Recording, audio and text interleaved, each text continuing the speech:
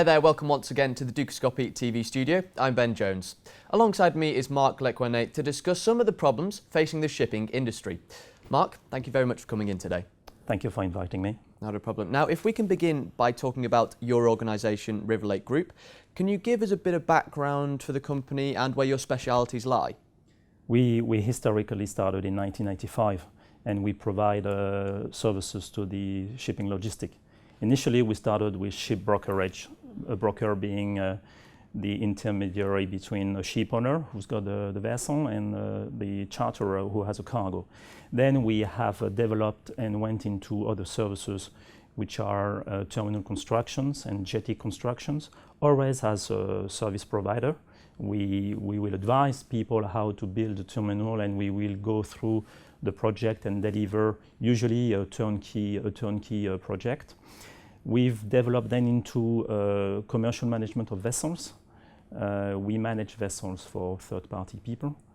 And we have also developed into the barging transportation, which is to carry oil and dry commodities on the rivers, mostly on the German rivers and French rivers and around the Rotterdam area.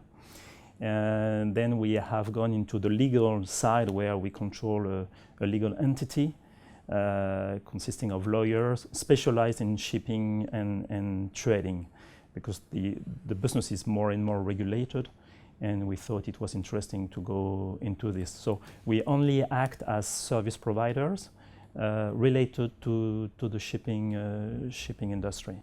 Okay, great. Now, the shipping industry was quite significantly damaged by the financial crisis. Can you talk about some of the negative effects?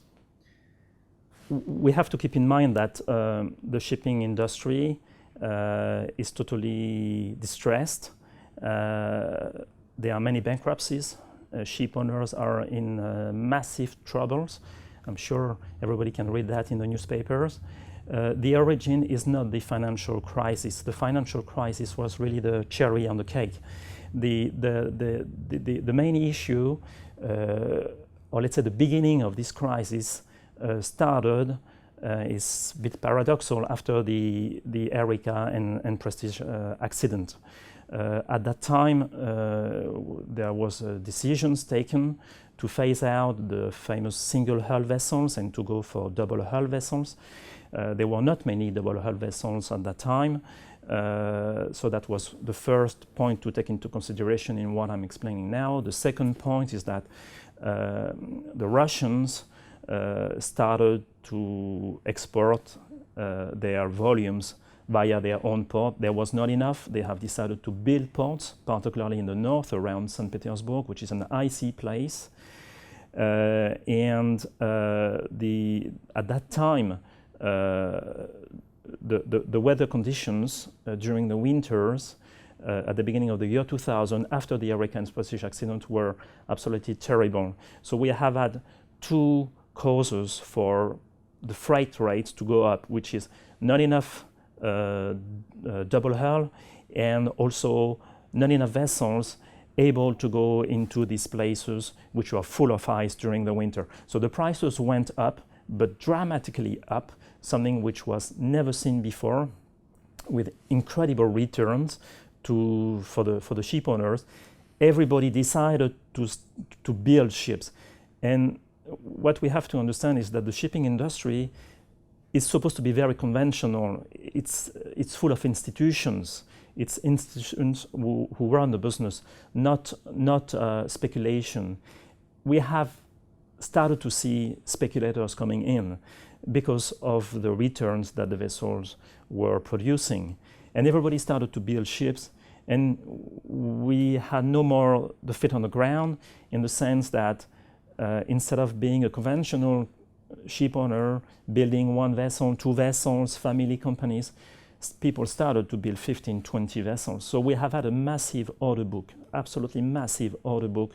We were ordering in the 90s about 50 ships on average, about 50 vessels, 50, 60 vessels were ordered every year. In the beginning of the year 2000, after the Erika and Prestige, we gradually went up to reach about 400 to 500 ships a year, and that has lasted several years consecutively. So all of a sudden, people started to realize, and that was mostly in 2007, that we had too many vessels on the market. And in 2008, the financial crisis came, and the banks stopped financing. They were much more concerned about their own balance sheet rather than financing these sort of assets, because a vessel is quite expensive. It can go from $10 to $100 million depending on the size.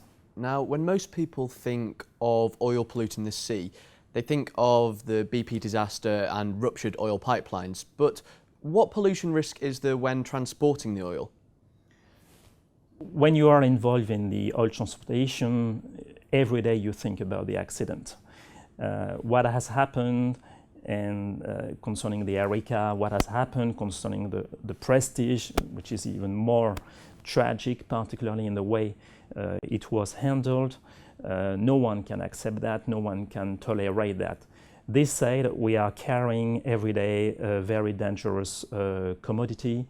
So I would say the principle number one is you work only with professional people, you work with professional managers, professional management of the vessel, and a good vessel.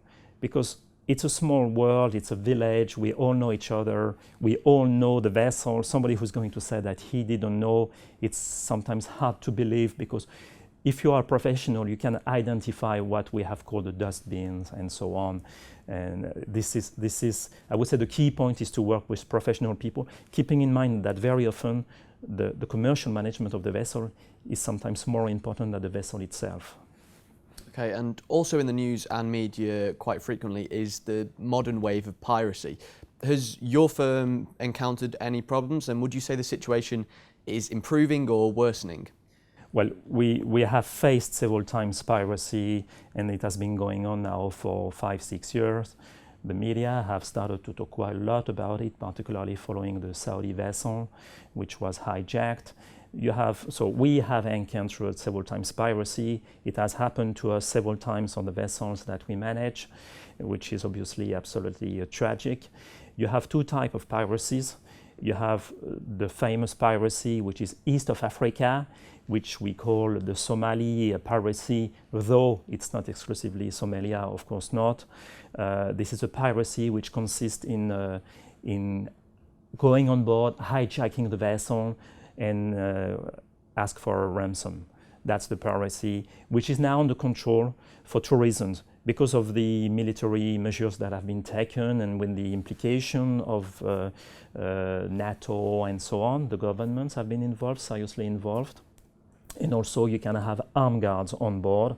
So when we are in the Indian Ocean, what we do, we put armed guards on board, and we make sure that nobody gets close to the vessel.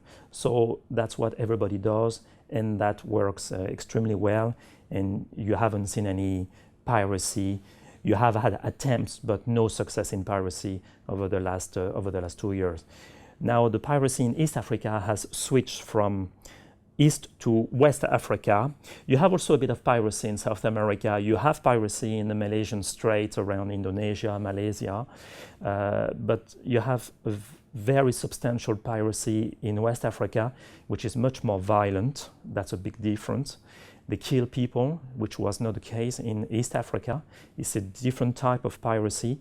The problem that all governments they're getting involved. Some of them are prohibiting armed guards. Some of them want to put their own armed guards, which are not always up to the standards. So we have a lot of legal issues, because you have armed guards on a commercial ship. It's a merchant vessel, but you have armed guards. And if you kill someone, what are the consequences? You have many legal implications which are really making our life very complicated. But more complicated is for the crew on board, because for them, they are the guys facing the danger. And we do have an issue with the piracy in the area. Of course. Marc, thank you very much for joining us today. You're welcome. Thank you very much. Thank you for watching. Do make sure you keep clicking back to Dukascopy TV, as we'll be bringing you plenty more updates and exclusive interviews. Bye for now.